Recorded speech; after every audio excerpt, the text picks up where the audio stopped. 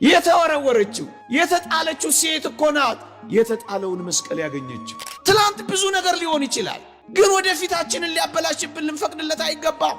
የባከነ ሰዓት ለክርስቲያን የለውም ወገኖቼ። በመጨረሻውም ሰዓት ወርቅ ሥራ ሊሰራ ይችላል። ዛሬ ጸሎትሽን እንኳን ላትሰሚው ትችያለሽ። ነገ ከነገ ወዲያ ግን ሰማየ ሰማያት የሚደርስ ጸሎት አለ። ምናልባት እንደ ቅዱስ ዮሴፍ ተረስተህ ሊሆን ይችላል። አንድ ቀን ግን መታወስ መፈለግ አይቀር።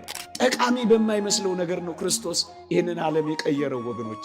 እንጠቅማለን፣ ጠቃሚዎች እንሆናለን። ጊዜው ሊርቅ ሊቀርብ ይችላል፣ ግን ሳንጠቅም አንቀርም። ጠቃሚዎች እንሆናለን። ትጠቅማለህ፣ ትጠቅሚያለሽ። እንደ እግዚአብሔር ቅዱስ ፈቃድ ለተወሰነች ደቂቃ እንማራለን። የምንማርበት የትምህርታችን ርዕስ ትጠቅማለህ በሚል ርዕስ ይሆናል። ክርስቲያኖች ሁላችንም እንደምናውቀው የክርስቶስ መስቀል አይጠቅምም የተባለ ነው። የክርስቶስ መስቀል በአይሁድ ዘንድ የተናቀ ነው። የክርስቶስ መስቀል በአጋንንት ዘንድ የተጠላ ነው። በዚህም ምክንያት እንደማይጠቅም ተቆጥሮ ቆሻሻ መድፊያ ሆኖ ለ300 ዘመናት የቆየ ነው። አዎ በእርግጥ ዓለም አይጠቅምም ብሎ የጣለው ነው። አይጠቅምም ብሎ የወረወረው ነው። አይጠቅምም ብሎ የተወው ነው። አይጠቅምም ብሎ የነቀፈው ነው። ለ300 ዘመናት ጠቃሚ እንዳልሆነ እንዲረጋገጥ በአይሁድ አካባቢ ያሉ ቆሻሻ መጣያዎች ሁሉ ተትተው ለ300 ዘመናት የቆሻሻ መድፊያ ሆኖ ነው የሰነበተው። ሜዳ የነበረው ተራራ እስኪሆን ድረስ የቆሻሻ ክምር ነው ተራራ የሰራው።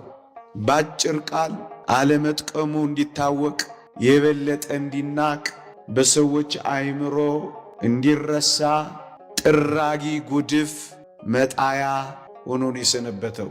ከዚህ ሁሉ ዘመን በኋላ እግዚአብሔር ያሳያችሁ፣ ልዑል ያመልክታችሁ። ይህንን መስቀል ማን ይጠቅማል ብሎ ሊያስበው ይችላል? ቆሻሻ ላይ የተጣለውን ለ300 ዘመናት ምናልባትም አፈር ይሆናል ተብሎ የሚገመተውን ኃይል ይኖረዋል ተብሎ አይደለም፣ እጽ እንጨት ሆኖ ይወጣል ተብሎ የማይገመተውን የተናቀውን ምናምንቴ የሆነውን ለዘመናት የተቀበረውን የዛሬን ቀን ስናስብ እግዚአብሔር የሚጠቅም አድርጎ አወጣው። ይሄ ምንን ያስተምረናል ወገኖቼ? እንደ ክርስትና ከዚህ የመስቀሉ ታሪክ የምናገኘው ጭብጥ ትምህርት የትኛውም ዘመን ይርዘም፣ በየትኛውም ሁኔታ እንጣል፣ በየትኛውም ምክንያት እንተው፣ አይሆኑም የምንባልም ልንሆን፣ ግን አንድ ቀን እግዚአብሔር የሚጎበኝበት ቀን ሲመጣ አይጠቅምም የተባለው ምናምንቴ እጅግ የሚጠቅም እንደሚሆን እንዳይረሳ ወገኖቼ። ዘመን ሊረዝም ይችላል፣ ጊዜ ሊከርም ይችላል። መታወስ አይደለም መረሳትም የሚለው ቃል ላይገልጸው በሚችለው ሁኔታ ልንረሳ፣ ልንተው፣ ልንጣል፣ ደግሞም ልንደበቅ፣ ደግሞም ልንቀበር፣ ደግሞም አይወጡም አይነሱም ልንባል እንችል ይሆናል። ከዚህ የመስቀሉ ሕይወትና ታሪክ የምንማረው ምንድን ነው ካላችሁኝ፣ እግዚአብሔር አፈር ይሆናል የተባለውን እጽ ሳይነካ አፈር ሳይሆን ኃይል ይኖረዋል አይደለም ራሱ ይወጣል የማይባለውን እንዴት ቀይሮ የሚጠቅም እንዳደረገው ተመልከቱ ወገኖቼ። ምንኛ ይሄ ተስፋ ሰጪ ነው። ብዙ ዘመናት የማንጠቅም አድርገን ራሳችንን ቆጥረን ይሆናል። ከዚህ በኋላሞ ምን እጠቅማለሁ? ዘመን አልፎብኛል፣ ጊዜ ሄዶብኛል፣ ዕድሜ ባክኖብኛል፣ ጉልበት አጥቻለሁ፣ ኃይል ከርቶኛል፣ መደመጥ ጠፍቶብኛል፣ ፈላጊ አጥቻለሁ፣ ተትቻለሁ የምንል እንኳን ቢሆን እግዚአብሔር የሚያቅተው ዘመን፣ እግዚአብሔር የማያወጣው መቃብር፣ እግዚአብሔር የማይሰጠው ኃይል፣ እግዚአብሔር ሲመጣ የማይለውጠው ሕይወት እንደሌለ ማሳያ ነው። ይህ እንዴት ያጽናናል ወገኖቼ! ስንትም ዘመን ተቀብራችሁ ሊሆን ይችላል። ብቻ እግዚአብሔር ይምጣ እንጂ ከመቃብር እንደሚያወጣ የሚጠቅም እንደሚያደርግ ይህ ታሪክ አያሳይም? 300 ዘመናት ለመስቀሉ እሱ ብቻ አይደለም፣ የጉድፍ መጣያ መሆኑ እሱ ብቻ አይደለም፣ በብዙ ጠላቶች መካከል ተከቦ የሚረሳ መደረጉ ምናልባት ተስፋ አስቆራጭ ሊሆን ይችላል። ግን በእርግጠኝነት ይህ መስቀል በውርደት ተቀብሮ በኃይል መነሳቱ እንዳልቀረ አይተናል። የተጣለው ተገኝቶ ወጥቷል፣ የተቀበረው ወጥቷል፣ የተተወው ተፈልጓል፣ የተናቀው ከብሯል። ሥራ አይሰራም የተባለው አስደናቂ ሥራ የሚሰራው ሆኖ ወጥቷል። ከእንግዲህ አበቃልኝ የምትሉ ዕድሜ ሄዶብኛል፣ ሰውነት ክዶኛል፣ አቅም ጠፍቶኛል፣ አሁን እኔ ምን እሰራለሁ? የዚህ ሁሉ ጉድፍ ማጠራቀሚያ የሆንኩ አሁን እግዚአብሔር እኔን ከዚህ ያወጣኛል ወይ ብላችሁ ተስፋ ቆርጣችሁ የሆን ክርስቲያኖች የቱን የሚያክል ጉድፍ መጣያኑን ግን ወደ እግዚአብሔር ስንመለስ እግዚአብሔር የተቀበረውን ሕይወት የሚሰጥ ጨለማውን የሚያበራ ኃይል የሌለውን ምንኛ ኃይለኛ እንደሚያደርግ ተመልከቱ። ተንቃችሁ ካለ የምትከብሩበት ቀን የሚመጣው ከእግዚአብሔር ጋር ስትሆኑና ስትጠቅሙ በዓይናችሁ ታያላችሁ። የምትጠቅሙ ያደርጋችኋል። ይህ የመስቀሉ ታሪክ እኮ የሚያሳየን እሱ ነው። ዘመናት ቢፈጁም የተናቀ ቢመስልም ኃይል እንደሌለው ቢቆጠርም አስታዋሽ ቢያጣም አንድ ቀን ግን መጥቀሙ አይቀር። እግዚአብሔር የማይጠቅም ፍጥረት እዚህ ምድር ላይ አልፈጠረም። እንኳን ለማዳን ያደረገው መስቀሉ ቀርቶ ይሄ አፈር አሁን ምን ይጠቅማል ብላችሁ ታስባላችሁ? ይሄ ረገጥነው አፈር፣ ይሄ ቤት የምንሰራበት አፈር እንደኔና እንደናንተ የተዋበ ፍጥረት ይገኝበታል ብላችሁ ታስባላችሁ? እግዚአብሔር በማይጠቅመው ነገር እንዴት የሚጠቅም ነገር እንደሰራ አላረጋገጣችሁ? እግዚአብሔር ምድራችን ላይ እንጠቅማለን ከሚሉት ይልቅ በማይጠቅሙት ታሪክ እንደቀየረ አልሰማችሁ? አፈር እኮ ነው ጠንካራ አጥንት ያስመጣው ወገኖቼ። ይሄ የምታዩት አጥንት እኮ አጥንት ሆኖ የተገኘው መገኛ ምንጩ እኮ አፈር ነው። ዛሬ ልፍስፍስ ልንሆን እንችላለን። ዛሬ የማይገባን ሊሆን ይችላል። ዛሬ ደንዛዞች ናቸው ልንባል እንችላለን። ግን እግዚአብሔር እጆች ከነኩን እመኑኝ እንጠነክራለን።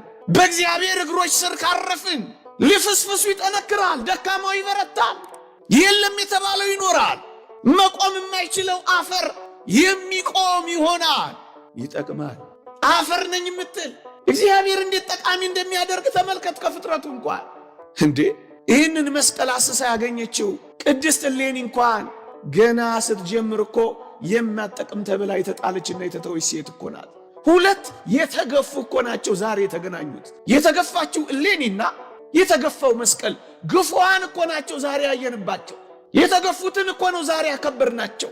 ይህቺም ሴት እኮ ታስታውሳላችሁ፣ ታሪኳን ብዙ አልለው የሚተረክበት ዘመን ስላለው ባለቤቷ ይህቺማ ከእንግዲህ ምን ትጠቅመኛለች ብሎ ባህር ላይ ስራሽ ያውጣሽ ብሎ የወረወራት ምስኪን ሴት እኮ ናት።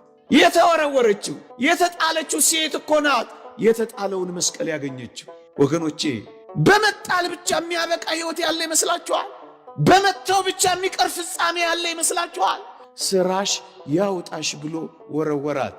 እቺ የተወረወረች ሴት ናት የተወረወረውን መስቀል የታቀፈችው። እቺ የተናቀችው ሴት ናት የተናቀውን ያከበረችው። እቺ የተተወች ሴት ናት የተተወውን የፈለገችው። ይህቺ ምን አይነት ማጠቅም ተብላ የተጣለች፣ በባሏ ማትጠቅም ተብላ የተጣለች ሴት ናት ኋላ ያሸበረቀችው። እውነት እንነጋገር ከተባለ እግዚአብሔር ጋር መጥቶ የማይጠቅም ምንም ነገር የለም። እቺን ሴት ይዋት አስደናቂ ጠቃሚ ሴት ሆነች። አስደናቂ ጠቃሚ ሴት ሆነች። ልጇን እንኳን ለክርስትና ያበቃች። ቆስጠንጢኖስ የተባለውን ልጇን ክርስቲያን ከሆነ መስቀልህን አወጣለሁ ብላ የምትሳል ጠቃሚ ሴት ሆነች። ወገኖቼ ስለታችሁ ለምንድን ነው? እንቁረብ የሚል ስለት ይኖራችሁ ይሆን? አንተን እንድመስል አድርገኝ የሚል ስለት ይሰላችሁ ይሆን? በመንፈሳዊ ሕይወት አስውበኝ ሰንግለኝ የሚል ጭምት አድርገኝ፣ የዋህ አድርገኝ፣ ትሑት አድርገኝ፣ ለንስሐ አብቃኝ፣ አንተን በመዋሃድ እንድኖር እርዳኝ የሚል ስለት ይኖራችሁ ይሆን? ወገኖቼ እዋት እቺ ሴት በጣም ታስደንቃለች። የተገፋች ሴት ናት። በጣም የተከዳች ሴት ናት። እሷ ለባሏ በታመነችው ልክ ባሏ ግን በታመነችው ልክ ያላመናት፣ በመጠራጠር ገፍትሮ ውሃ ውስጥ የከተታት ሴት ናት። እቺ ሴት እንዴት እግዚአብሔርን የምትጠቅም እንዳደረጋት ተመልከቱ ወገኖቼ። ዓለም የማትጠቅሙ አድርጎ ሊጥላችሁ ይችላል። ዓለም መስበር ልታውቅበት ትችላለች። ዓለም ጠቃሚ አድርጋ ልትተዋችሁ ትችላለች። በእግዚአብሔር እጆች ላይ የሚያርፉ እንደ ቅድስት እሌኒ ያሉ ሴቶች ግን እንዴት አድርገው ጠቃሚ እንደሚሆኑ ተመልከቱ ወገኖቼ።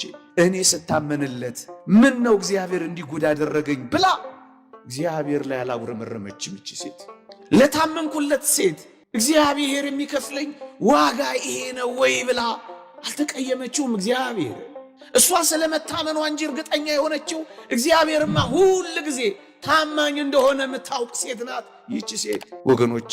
ባጣችው ነገር እየተቆጨች ትላንቷ እያበሳጫት ዛሬዋንና ነገዋን ያላበላሸባት አስደናቂ ሴት ነች ወገኖቼ። ወጣቶች ወይ በተለይ ክርስቲያኖች ትላንታችን ዛሬያችንን ያበላሸ ስንት ሰዎች አለ። አንድ ነገር ስለተሰበረብን ዘመናችንን ሆኖ የሰበርን ስንት ሰዎች ነን። አንድ ነገር ስላደናቀፈን ዘላለም ተኝተን እየኖርን ያለን ስንት ሰዎች ነን። አንድ ነገር ስላቃተን ብዙ ነገር እንዳቃተን አድርገን ራሳችንን የቀበርን ስንት ሰዎች ነን። ትላንታችን ተስፋ አስቆረጠን። እቺን ሴት ይዋት የትላንትና ህይወቷ የነገዋን ህልሟን አላበላሸባት። ትላንት አልፏል፣ አዲስ ቀን መጥቷል። የትላንት ህይወቷ በፍጹም በዛሬዋና በነገዋ ላይ ጥላዋን ሳያሳርፍ ይልቅ እንደገና የበረታች አስደናቂ ሴት ናት እቺ ሴት ወገኖቼ። እዩዋት፣ ስትከዳና ስትጣል ወደ በቀል ያልሄደች አስደናቂ ሴት ነች። ባሏ ስለ ጣላት ፈንታ ወንድን ሁሉ ለመበቀል ያልተነሳሳች አስደናቂ ሴት ነች ወገኖቼ።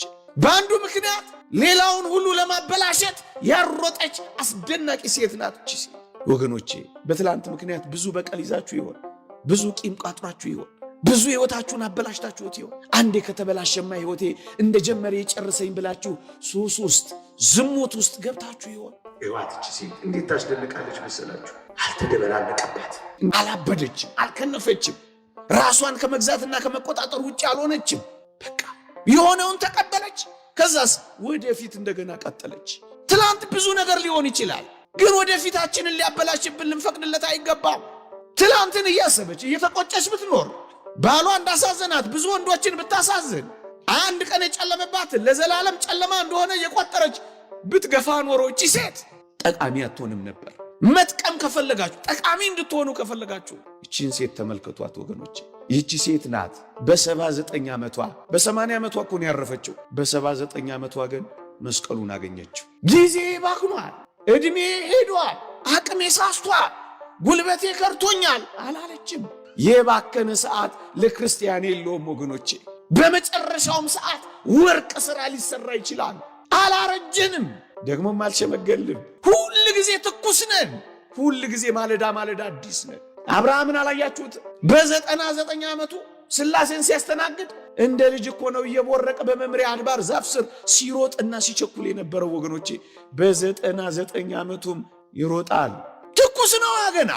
በ79 ዓመቷ እግዚአብሔር ያሳያችሁ ያን ተራራ ወጣ ታስቆፍርላችኋለች። ምን ያህል በየትኛውም ሰዓት ጠቃሚ አንተ ጊዜውን ላታውቀው ትችላለህ፣ ግን ጠቃሚ የምትሆንበት የመጨረሻ ዘመንም አለ። እድሜ አልፏል፣ ጊዜ ባክኗል፣ ቀኑ የተመቸ አይደለም፣ ሁኔታዎችም አስጠሊታዎች ናቸው። ታዲያ ከዚህ በኋላ እኔ ጠቃሚና ምረባ ሰው ሆናለሁ እንዳትል። በየትኛው ሰዓት እግዚአብሔር ጠቃሚ እንደሚያደርግ አታውቅም። መቼ እግዚአብሔር ወደምትጠቅሚና ወደምትጠቅምበት ህይወት ልትመጣ እንደምትችል አታውቀው። ግን መጥቀም አይቀርም። ይኸው ካሌብንም ተመልከቱት። በ40 ዓመቱ በ80 ዓመቱ ያው ነበር። ምን ይላል? በ40 ዓመቱ እንውጣ እንውረሰው እግዚአብሔር ይሰጠናል ይል ነበር። በ80 ዓመቱ ደግሞ ቂርያት አርባቅን ለሚመታ ቂርያት ሴፋርም ለሚይዝ ልጅ አክሳንን አጋባዋለሁ ዛሬም ጉልበታም ነኝ ሲል ትሰሙታላችሁ። ክርስቲያኖች ለክርስቲያናዊ ህይወት ለመንፈሳዊ ተጋድሎ መቼም አይመሽም፣ መቼም አንሸመግልም፣ መቼም አንደክምም። እንደውም እየደከምን ስንመጣ እንበረታለን ወገኖቼ። እንደውም በመጨረሻው ሰዓት ነው የበለጠ ጸጋም ይበዛልን ወገኖቼ።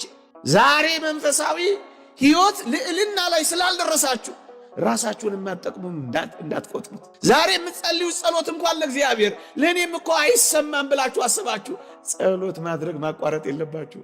ዛሬ ኃጢአትን ድል መንሳት ስላልቻልኩ በቃ እኔ እንደዚሁ ነኝ የምቀጥለው ብላችሁ በኃጢአት ውስጥ እንዳትሰጥሙ አደራችሁን። ዛሬ ደካማ ልትሆን ትችላለህ፣ ነገ ግን ትበረታለህ። ዛሬ ጸሎትሽን እንኳን ላትሰሚው ትችያለሽ፣ ነገ ከነገ ወዲያ ግን ሰማይ ሰማያት የሚደርስ ጸሎት አለ። ይህችን ሴት ተመልከቷት። እማጠቅም ሆና ነበር የጀመረችው፣ ፍጻሜዋን ግን ይዋት እጅግ አስደናቂ ጠቃሚ ሴት ሆና ነው ያበቃችው። በ79 ዓመቷ መስቀሉን አገኘች፣ በ80 ዓመቷ አረፈች። መስቀሉን ካገኘች በኋላ ምን ነው ባረፈች? አረፈች። ወገኖቼ ከመስቀሉ ጋር ከተገናኘች በኋላ ከዚህ በኋላ ምን ትፈልጋለች?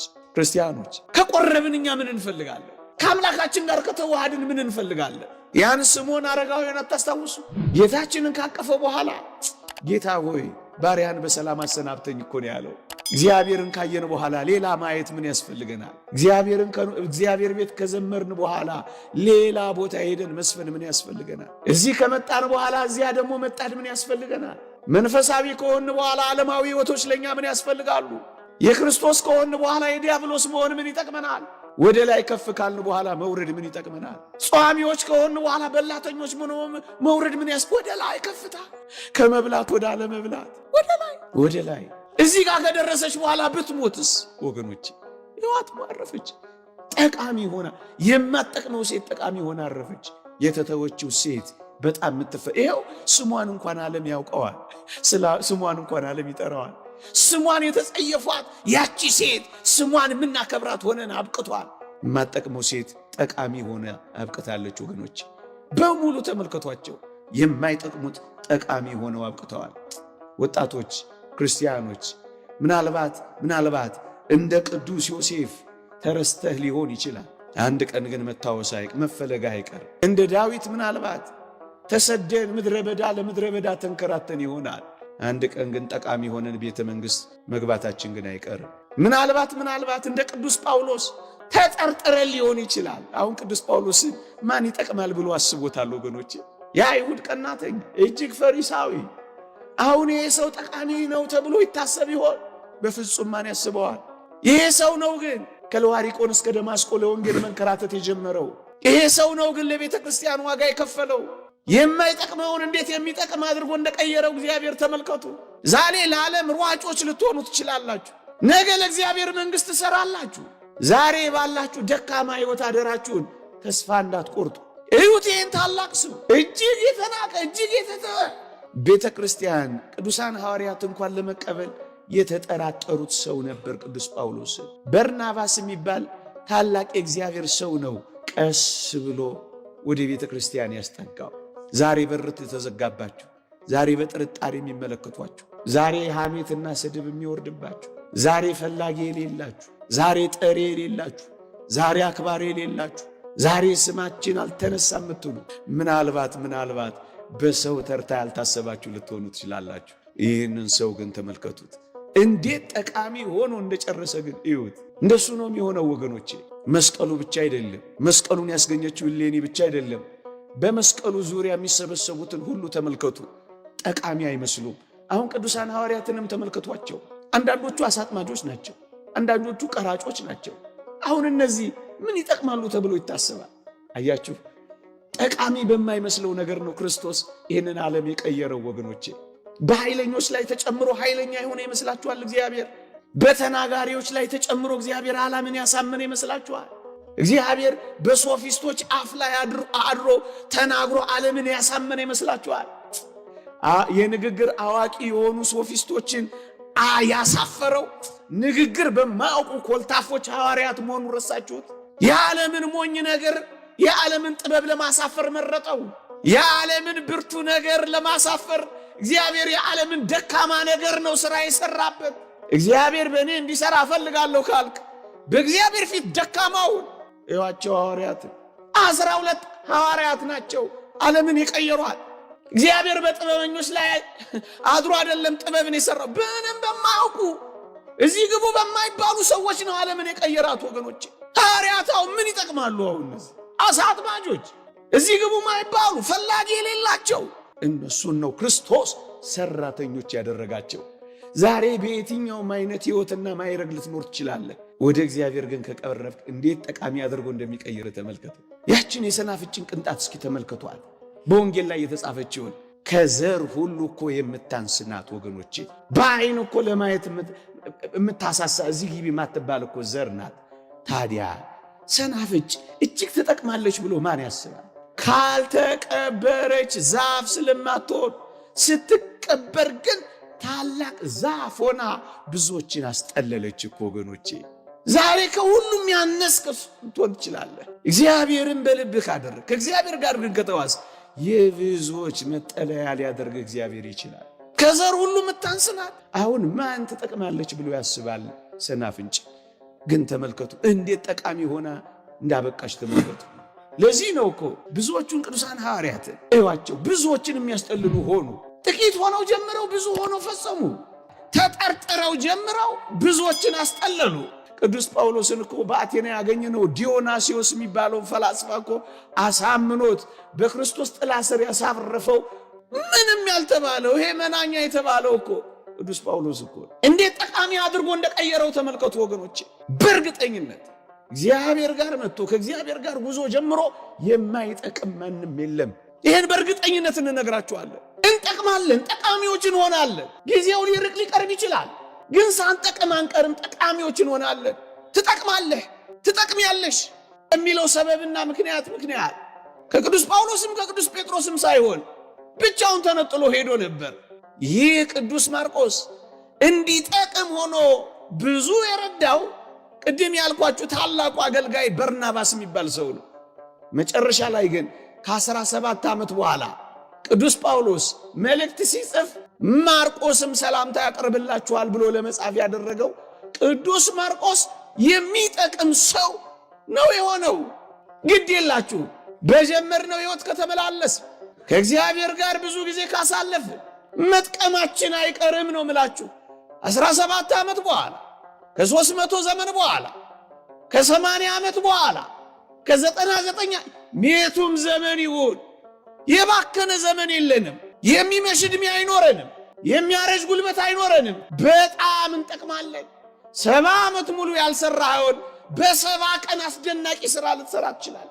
አልዓዛርን አሁን ማን ይጠቅማል ብሎ ያስበዋል? እናንተ ድሃ የሆነውን ሰው የማያውቀውን ደዌ ያሰቃየውን ድህነት የተጫወተበትን አስተማሚ የሌለውን ይህ አልዓዛር ይጠቅማል ብላችሁ ታስቡ ነበር? ውሾች የሚያስታምሙትን ቁስሎቹን የሚልሱትን ይህ ሰው አሁን ይጠቅማል? ከኛ መካከል እንደዚህ ይሆናል።